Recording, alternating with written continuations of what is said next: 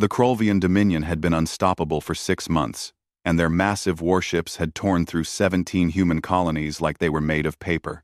Every defensive fleet Earth sent was destroyed within hours, and the alien commanders didn't even bother learning the names of the worlds they conquered. They simply arrived, demanded surrender. And when the humans refused, they turned entire planets into fields of glass and ash. The Global Defense Council met in emergency sessions every day, but they had no answers and no hope. Their best scientists couldn't match Krolvian shield technology, and their weapons bounced off alien hull armor like raindrops. When the ultimatum finally came through every broadcast channel across Earth, the message was simple and cruel. Surrender within 72 hours or the human homeworld would be reduced to rubble, and every person on it would die screaming. Captain Daniel Cross sat in the command chair of the USS Blackstar, deep in the Kuiper Belt, where no sensors could find them, and watched the ultimatum play out on the main screen. His ship floated in the darkness beyond Neptune, hidden among ice and rock, while Earth prepared for extinction. The Blackstar had been his home for 3 years, ever since the military pulled him from active duty and told him about the secret project. They needed a captain willing to disappear from official records and a crew brave enough to volunteer for an experiment that might kill them all. Daniel had said yes without hesitation, because he understood what was at stake.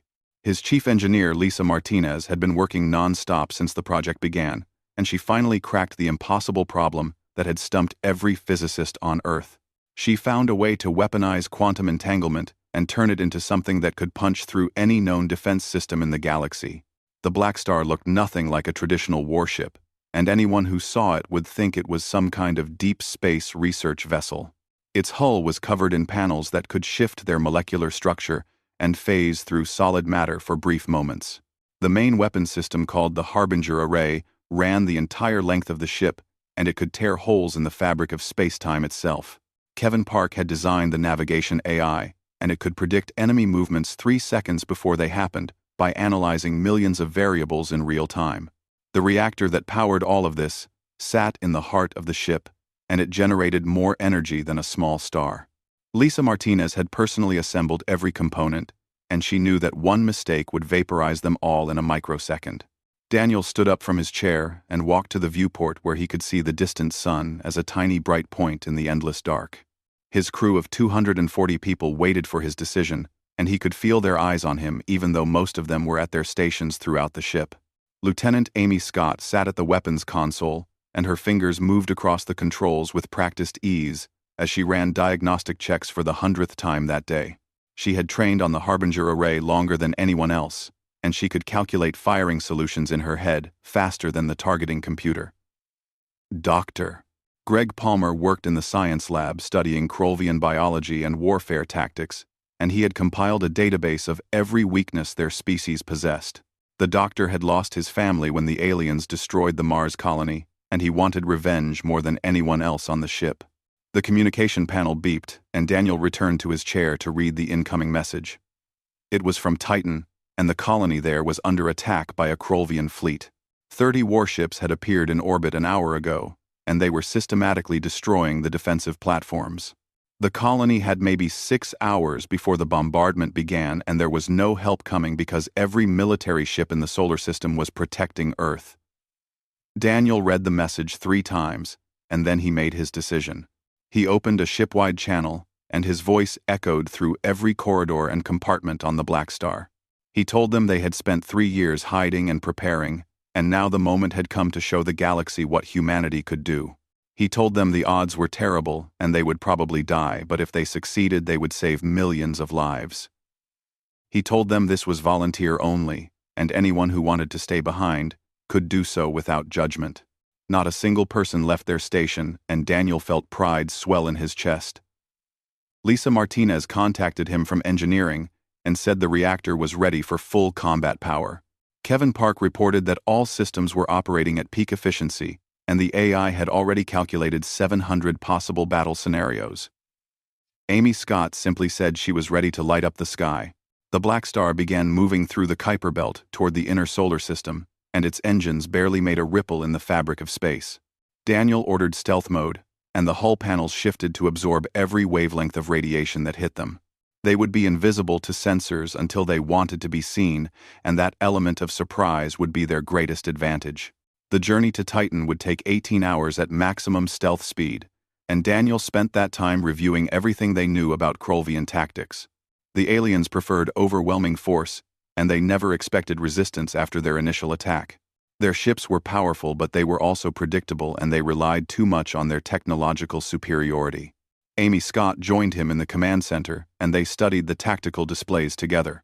She pointed out weaknesses in the Krolvian formation patterns and suggested attack vectors that would maximize damage while minimizing their exposure. Daniel listened and made notes because Amy understood space combat better than anyone he had ever met. She had been born on a transport ship and spent her entire childhood in zero gravity.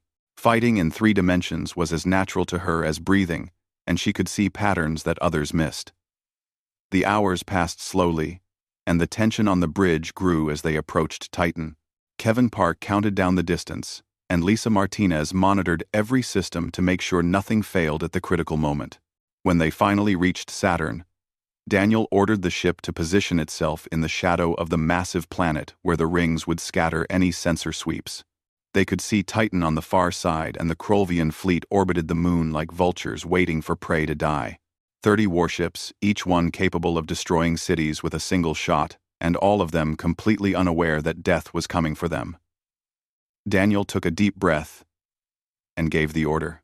Drop stealth mode, charge all weapons, and prepare to announce humanity's arrival in this war.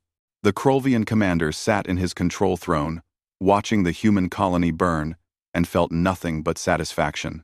His fleet of 30 warships had performed exactly as expected, and the defensive platforms around Titan had been reduced to scrap metal within the first 20 minutes.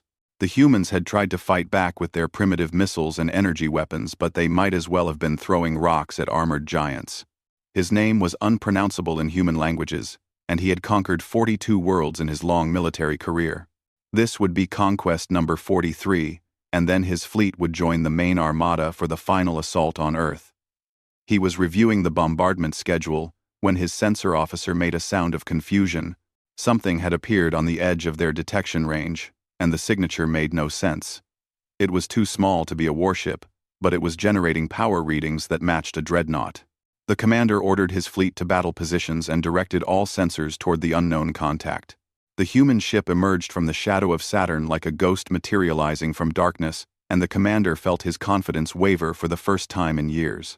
The vessel was sleek and predatory, and it moved with a grace that no warship should possess. He ordered his communications officer to demand identification. But before the message could be sent, the human ship fired. The Harbinger array unleashed a beam of concentrated quantum energy that crossed the distance between ships in less than a second. The Krolvian lead battleship simply ceased to exist, and its atoms were scattered across 1,000 kilometers of empty space. Amy Scott didn't pause to admire her work, and she immediately acquired the next target. Daniel Cross sat perfectly still in his command chair, and his voice was calm as he gave orders. He told the helm to execute Pattern Sierra 7, and told Lisa Martinez to redirect all available power to the forward shields. He told Amy to fire at will, and she did. The blackstar moved through space like a dancer, and the Krolvian commander had never seen anything like it. The human ship phased through incoming plasma torpedoes, and the deadly projectiles passed harmlessly through its hull as if it wasn't even there. Particle beams that should have melted through armor were absorbed by the reactive plating and converted into additional power for the reactor. The Krolvians fired everything they had, but the blackstar was always somewhere else by the time the weapons arrived. 5 more alien warships vanished in rapid succession, and the commander realized with growing horror that he was losing. Kevin Park sat at the navigation console, and his fingers flew across the controls as he fed targeting data to Amy's weapons station. The AI was performing beyond all expectations, and it predicted enemy movements with frightening accuracy. Every time a Krolvian ship tried to maneuver into a better position, the blackstar was already there, waiting. Lisa Martinez monitored the reactor from engineering, and she watched the power levels climb higher than they ever had during testing. The systems were holding, but she didn't know for how long. Greg Palmer had left his lab and was treating wounded crew members in the medical bay. 3 people had been injured when a Krolvian missile got through the shields and clipped the port side, but they would survive. The battle had been raging for 20 minutes, and half the Krolvian fleet was destroyed. The commander finally accepted that victory was impossible, and he ordered his surviving ships to retreat. They broke formation and scattered in every direction, trying to reach minimum safe distance for their jump drives to engage. Daniel Cross smiled coldly and told Kevin to show him the predicted escape vectors. The AI displayed 15 different jump points, and the blackstar could reach any of them before the Krolvians could charge their drives. Daniel chose the closest 3 and ordered maximum acceleration. The blackstar caught the first group of fleeing ships at the edge of Titan's gravity well, and Amy destroyed them before they could finish their jump calculations. The second group made it further, but Kevin had predicted their destination perfectly, and the blackstar emerged from a micro-jump directly in their path. The Harbinger array fired again and again, and the space around Titan lit up with explosions. The third group almost escaped, but Lisa Martinez pushed the reactor to 110%, and the extra speed was just enough. Amy's final salvo caught them as their jump drives engaged, and the resulting energy feedback tore the ships apart from the inside. When the battle ended, 30 Krolvian warships had been reduced to floating debris fields, and the USS Blackstar had taken only minor damage. The crew erupted in cheers that echoed through every deck, and Daniel allowed himself a small smile. They had done it, and they had proven that humanity could fight back. The colony on Titan sent frantic messages of gratitude and disbelief, and Daniel ordered his communications officer to respond. He told them to evacuate immediately because more Krolvian fleets would be coming, and next time they might not arrive in time to help. He told them to spread the word that Earth was not defenseless, and that humanity had teeth. Lisa Martinez contacted the bridge and reported that the reactor was stable and all systems were operating within acceptable parameters. She recommended a full diagnostic before they engaged in another major battle, but the ship was ready to fight if necessary. Daniel thanked her and told her to get some rest, because she had been awake for 36 hours straight. Kevin Park was already plotting their next move, and he suggested they strike at Krolvian supply lines while the enemy was still reeling from the shock of their defeat. Daniel considered the idea and decided it had merit. They couldn't just hide again after revealing themselves, and going on the offensive would keep the Krolvians off balance. Amy Scott left her weapons console and approached Daniel's chair. She looked exhausted, but her eyes were bright with the thrill of victory. She told him the Harbinger array had performed flawlessly, and that she had only used 60% of its maximum power output. That meant they had even more firepower in reserve for harder battles, and Daniel filed that information away for future use. He asked her how she felt about hunting Krolvian supply ships, and she grinned. She told him it sounded like exactly the kind of mission she had been training for her entire life. The Blackstar set course for the outer rim of the solar system, where intelligence reports suggested the Krolvians had established a supply depot. Daniel knew they had maybe 48 hours before the enemy realized what had happened at Titan and sent reinforcements. They needed to hit hard and fast, and then disappear before the enemy could respond in force. He addressed the crew again and told them the real war was just beginning. What they had accomplished at Titan was remarkable, but it was only the first step. The Krolvians would be looking for them now, and every battle would be harder than the last. Dr. Greg Palmer finished treating the wounded and made his way to the bridge. He wanted to examine the sensor logs from the battle to learn more about Krolvian shield frequencies and weapon signatures. Every piece of data they gathered would make them more effective in future engagements. Daniel gave him full access to the tactical systems and told him to share anything useful with Amy and Kevin. The doctor nodded and got to work immediately. He had waited 3 years for this moment, and he wasn't going to waste a single second of it.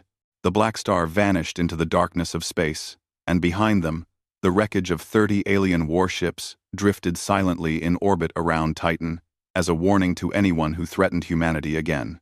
News of the Titan massacre spread through Krolvian military networks within hours, and the High Command refused to believe the initial reports. A single human warship could not have destroyed 30 of their best vessels, and the admirals assumed there had been some catastrophic accident or sabotage. They dispatched reconnaissance drones to investigate, and when the footage came back, showing debris fields and no trace of the attacking ship, they were forced to accept the impossible truth. Humanity had somehow developed a weapon that could challenge their technological superiority, and that changed everything. The High Command assembled their second armada, which consisted of 75 warships under the command of their most decorated admiral. The orders were clear and brutal. Find the human superweapon and destroy it, along with anyone who knew how to build another one. Daniel Cross expected retaliation, and he had already planned his response. Running and hiding would only delay the inevitable, and eventually the Krolvians would find them. Instead, he plotted a course directly through enemy territory toward their main staging area in the Proxima system. If they wanted to find the Blackstar, then he would make it easy for them, and he would tear through their supply lines in the process. Lisa Martinez thought he was crazy when he explained the plan, but she understood the logic. The best defense was an aggressive offense, and keeping the enemy off balance would prevent them from organizing a coordinated response. Kevin Park ran the numbers and calculated they had a 73% chance of survival if everything went perfectly. Daniel told him those were the best odds they were going to get. The first engagement happened near the asteroid mining facility in the belt, where the Krolvians had been extracting raw materials for their war machine. A patrol group of 8 warships detected the Blackstar and moved to intercept. Amy Scott destroyed 6 of them before they could get their shields to full power, and the other 2 retreated immediately. Daniel let them go because he wanted the Krolvians to know where they were headed. The second battle occurred 3 days later, when a larger force of 15 ships tried to ambush them near Jupiter's orbit.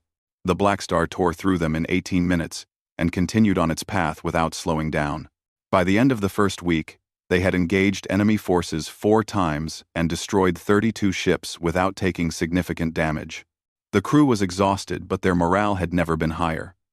They were winning against impossible odds, and every victory proved that humanity could compete with the galaxy's most advanced military powers.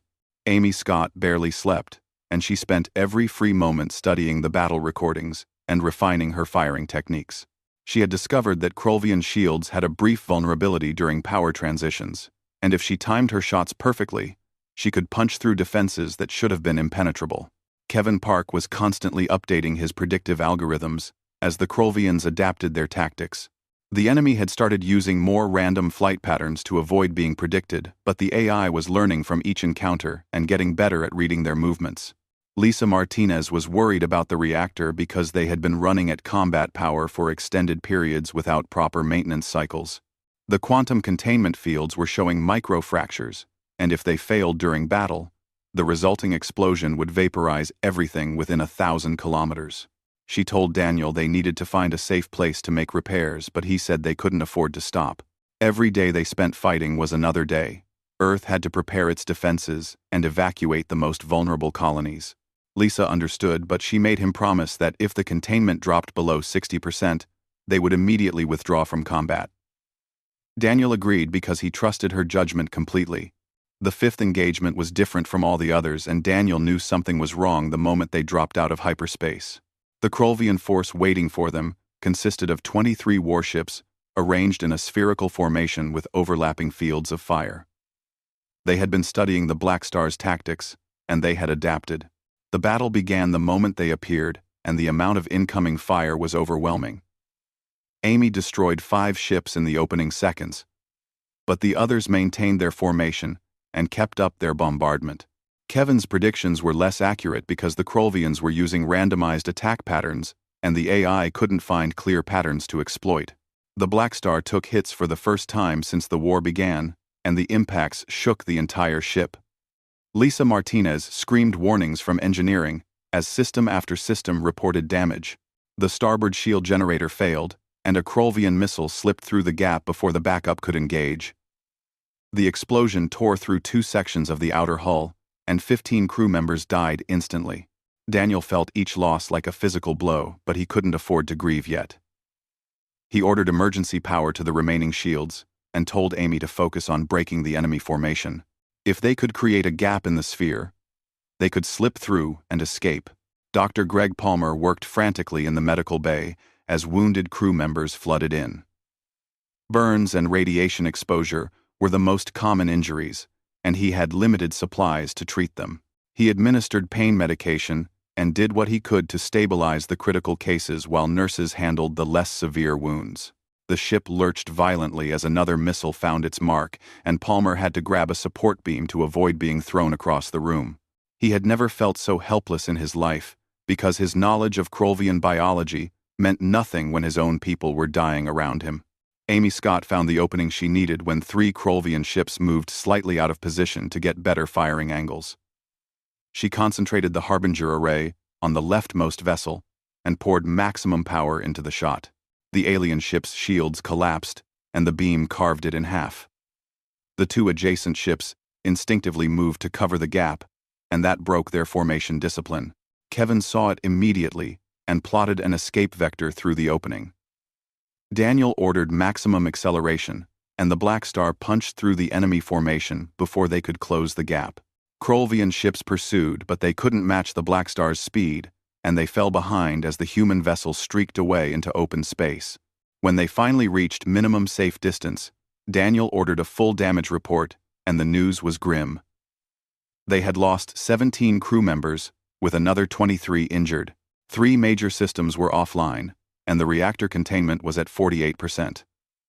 The starboard weapons array was completely destroyed, and they had burned through damage on 6 hull sections. Lisa Martinez told him bluntly that they couldn't fight another major battle until repairs were completed. Daniel looked at the tactical display and saw that they were still 3 days from the nearest human outpost where they could get proper supplies. He told Lisa to do whatever she could with what they had, and to prioritize life support and engines above everything else. The crew worked around the clock, making emergency repairs, while Kevin plotted a course that would avoid known Krolvian patrol routes. They had proven they could be hurt, and the enemy would be even more aggressive now that they knew the blackstar wasn't invincible. Daniel visited the medical bay and spent time with each wounded crew member. He thanked them for their service and promised that their sacrifice would not be forgotten. Some of them would never fully recover and would have to leave active duty once they reached safety. Others would heal and be back at their stations within weeks. All of them told him they would do it again, without hesitation. Amy Scott found Daniel alone on the observation deck, staring out at the stars. She stood beside him in silence for several minutes before speaking. She told him they were still alive and still fighting, and that was all that mattered. They had hurt the Krolvians badly and forced them to respect human military capability. Daniel nodded, but his expression remained troubled. He told her about the 15 crew members who died and how he kept seeing their faces every time he closed his eyes. Amy placed a hand on his shoulder and reminded him that those people had volunteered knowing the risks. They died doing exactly what they wanted to be doing, and they died making a difference. Daniel took a deep breath and straightened his shoulders because she was right, and he couldn't afford to fall apart now. The Krolvian Second Armada had been hunting the Blackstar for 3 weeks, and their admiral was growing increasingly frustrated. Every time they thought they had the human ship cornered, it slipped away into the darkness and appeared somewhere else to attack their supply convoys. They had lost 47 ships to this single vessel, and the High Command was demanding results. The admiral decided to set a trap, using their orbital shipyards near Proxima B as bait. Intelligence reports suggested the humans would eventually target the facility because it was critical to their war effort. He positioned his remaining 75 warships in concealed locations around the system and waited for his prey to arrive. Daniel Cross knew the shipyards would be heavily defended, but he also knew they couldn't ignore such a valuable target. Destroying the facility would set back Krolvian ship production by months and force them to divert resources from their assault on Earth. Lisa Martinez had completed most of the critical repairs during their 3-day journey, and the reactor containment was back up to 71%. It wasn't ideal, but it would have to be enough. Amy Scott had recalibrated the remaining weapons systems and compensated for the loss of the starboard array by redistributing power to the port side. They would have slightly less firepower, but she was confident they could still pack a devastating punch. The Blackstar dropped out of hyperspace at the edge of the Proxima system and immediately detected the massive shipyard orbiting the 4th planet. Kevin Park ran his sensor sweeps and found no sign of defending warships, but that only made Daniel more suspicious. The Krolvians knew they were coming, and they had prepared something unpleasant. He ordered the ship to proceed at half speed with all shields at maximum and all weapons charged. They would approach carefully and be ready to retreat the moment things went sideways. Amy sat at her console with her hands hovering over the firing controls, and her eyes never left the tactical display. They were halfway to the shipyard when the trap was sprung. 75 Krolvian warships emerged from their hiding positions behind moons and asteroids, and they formed a perfect sphere around the blackstar. Daniel cursed under his breath and ordered evasive maneuvers, but he knew they were surrounded. The enemy admiral broadcast a message demanding surrender and promising to spare the crew if they powered down their weapons. Daniel's response was to order Amy to open fire on the nearest targets. If they were going to die, they would die fighting, and they would take as many aliens with them as possible. The battle that followed would be talked about for generations, and military historians would study it for decades, trying to understand how a single ship survived against such overwhelming odds. The blackstar fought like a cornered animal, and it used every trick and tactic that Daniel and his crew had developed over the past month. Amy's weapons fire was surgical in its precision, and she targeted weak points in enemy shields that Dr. Greg Palmer had identified from studying captured Krolvian technology. Kevin's AI predicted enemy movements and maneuvered the ship through gaps in the incoming fire that shouldn't have existed. Lisa Martinez pushed the reactor beyond safe limits and prayed that the containment fields would hold just a little longer. The blackstar used the massive shipyard structure as cover, and it darted between construction berths and dry docks, while Krolvian weapons fire chased after it. Several alien shots missed their target and hit the shipyard instead, causing massive explosions that damaged nearby enemy vessels. Daniel saw the opportunity and ordered Amy to deliberately draw fire toward the facility. The Krolvians realized what he was doing and tried to adjust their aim, but it was too late. A dozen of their ships were caught in secondary explosions, as fuel tanks and ammunition stores detonated throughout the shipyard. The orbital facility began breaking apart, and huge sections of hull plating spun off into space like deadly projectiles. The battle had been raging for 30 minutes when the Krolvian dreadnought revealed itself. The massive vessel was 3 times the size of the blackstar, and its hull was covered in armor plating that could withstand even quantum weapons. Daniel felt his stomach drop as the dreadnought's main cannon began charging. The weapon was bigger than his entire ship, and he knew that a single shot would punch through their shields like they were made of tissue paper. He ordered emergency evasive maneuvers, but the dreadnought's targeting systems locked on before they could move. The cannon fired, and a beam of pure energy crossed the distance between ships in less than a heartbeat. The impact was catastrophic, and the beam carved a trench through the blackstar's dorsal hull from bow to stern. Systems exploded throughout the ship, and the lights flickered as the main power grid struggled to compensate for the damage. Lisa Martinez's voice came through the intercom, and she was screaming that reactor containment had dropped to 40%. They couldn't take another hit like that, or the ship would be torn apart. Daniel knew they had seconds to make a decision before the dreadnought could fire again. He looked at the tactical display and saw that they were still surrounded by enemy ships, with no clear escape route. They had fought hard, but this was the end unless they did something insane.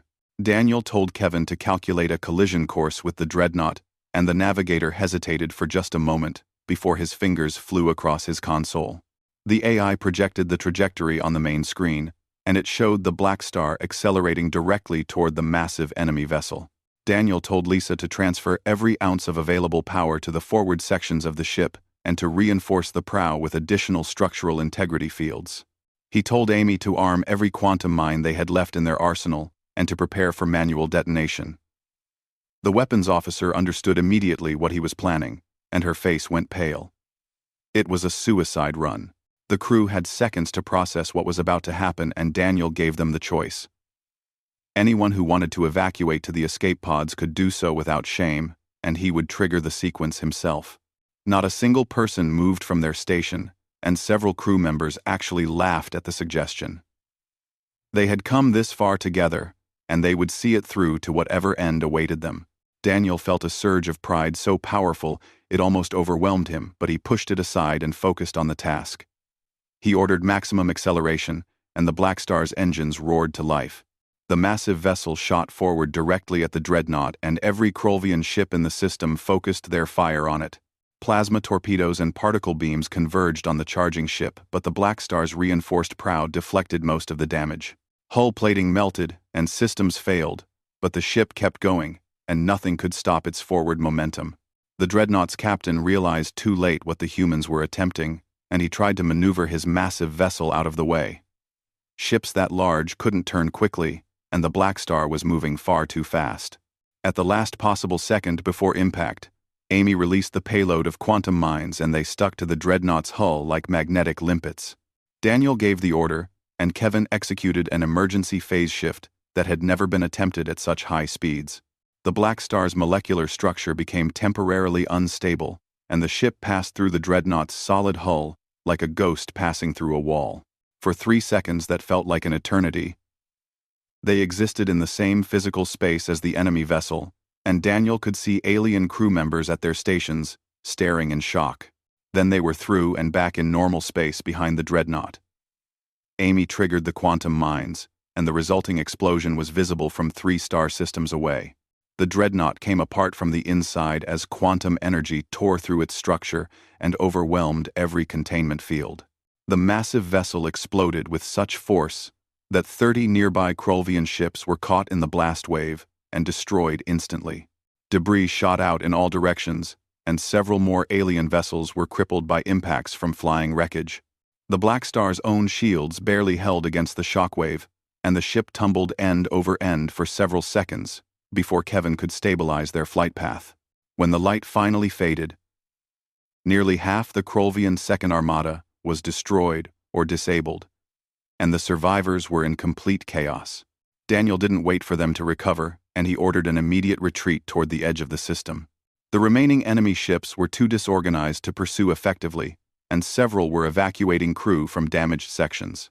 The blackstar limped away from the battlefield, trailing atmosphere from a dozen hull breaches, but it was still flying, and its crew was still alive.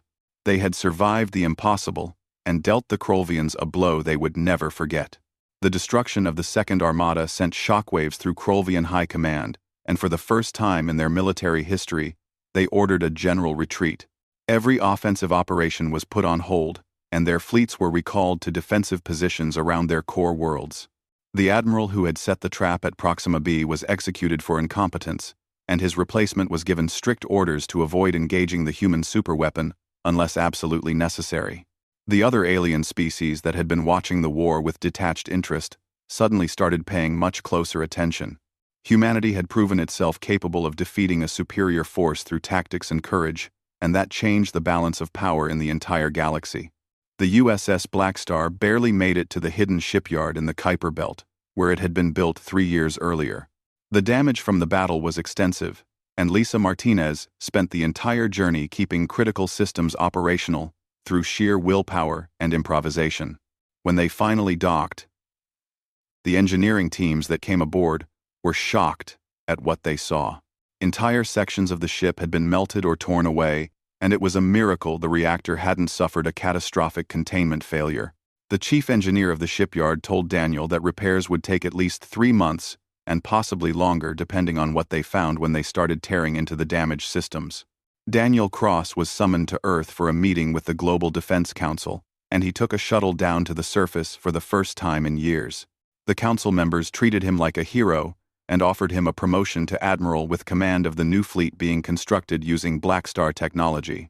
Lisa Martinez's quantum weapons and Kevin Park's predictive AI were being incorporated into dozens of new warships, and humanity's military capability was growing exponentially. Daniel listened to their offers and their praise, and then he politely declined everything. He told them he was a ship captain and not an administrator, and that his place was on the Blackstar with his crew. The council tried to argue, but Daniel was firm, and eventually they accepted his decision. Lisa Martinez threw herself into designing the next generation of quantum warships, and her work became the foundation for human naval architecture for the next century. She collaborated with scientists from every major research institution on Earth, and they refined her original concepts into something even more powerful. The new ships wouldn't be as fast or maneuverable as the Blackstar, but they would be tougher and carry more firepower. She insisted that every vessel include escape pods and proper medical facilities because she had seen too many good people die from injuries that could have been treated with better equipment. The military brass agreed to all her demands because they knew she was the reason humanity was still independent. Amy Scott was assigned to train the gunners who would crew the new warships, and she discovered she had a talent for teaching. Her students were initially intimidated by her reputation, but they quickly learned that she was patient and encouraging as long as they worked hard. She taught them the advanced firing techniques she had developed during the war, and showed them how to exploit weaknesses in alien shield technology.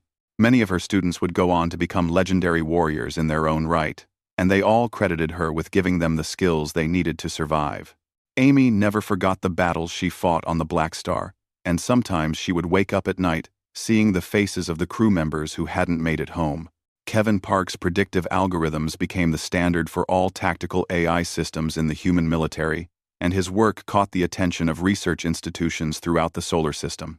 He was offered positions at universities and private corporations, but he chose to stay with the military because he felt his skills were needed there. He continued refining his AI and developing new applications for quantum computing in navigation and tactical analysis.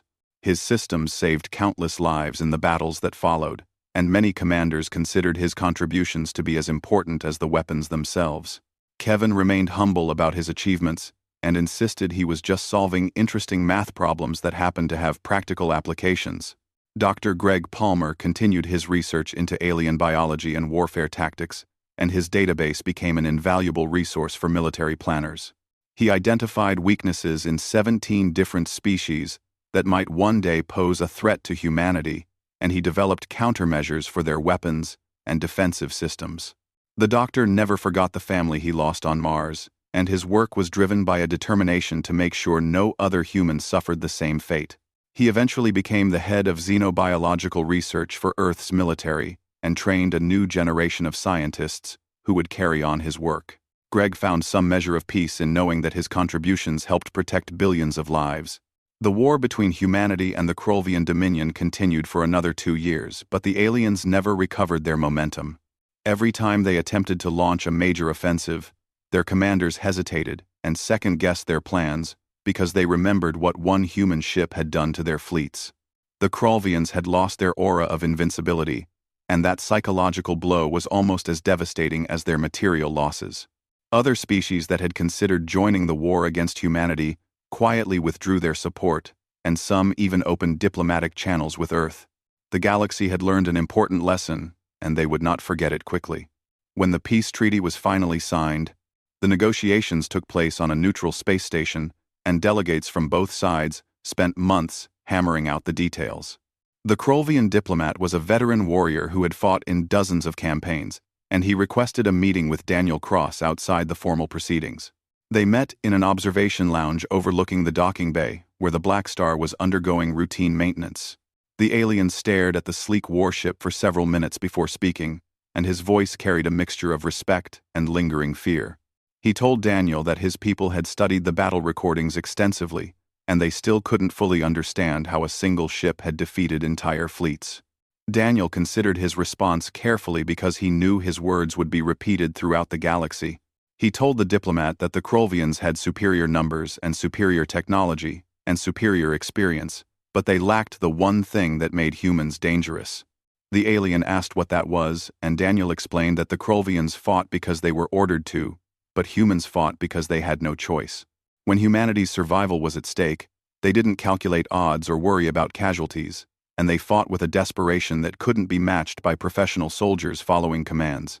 The diplomat nodded slowly and said he would make sure his superiors understood the lesson. He warned Daniel that other species might not be as wise as the Krolvians, and that humanity should prepare for future conflicts. The USS Blackstar served for another 15 years before it was finally retired and moved to a museum orbiting Earth. Millions of people visited the ship every year, and they walked through the corridors where heroes had lived and fought.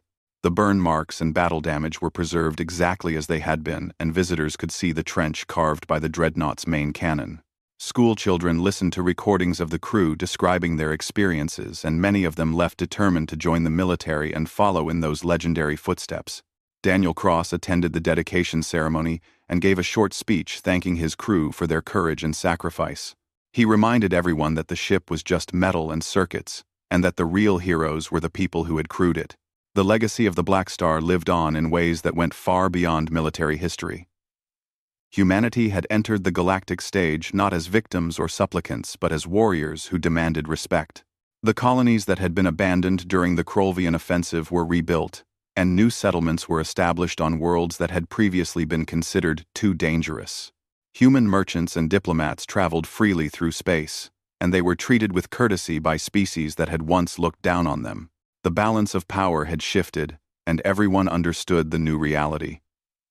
Earth was no longer an easy target, and any species that threatened humanity would pay a terrible price. In the military academies that trained officers for the expanding human fleet, instructors taught the story of the Black Star to every new class of cadets. They studied the tactics and strategies that Daniel Cross had employed, and they analyzed the battles from every possible angle. The most important lesson wasn't about weapons or technology, but about the human spirit and what people could accomplish when they refused to give up. The instructors told their students that they would face impossible situations in their careers and that their training could only take them so far. In those moments, they would need to draw on something deeper and find the courage to do what needed to be done regardless of the cost. The galaxy remembered the USS Black Star and the crew that had changed history. The ship's name became synonymous with human determination and military excellence. When diplomats from other species wanted to compliment human courage, they would reference the Black Star, and everyone understood what they meant. When human commanders needed to inspire their crews before battle, they would tell stories about that legendary vessel and the impossible odds it had overcome.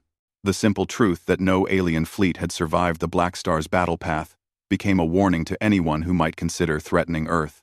Humanity had proven it could defend itself, and that knowledge brought a sense of security that allowed civilization to flourish and expand throughout the stars.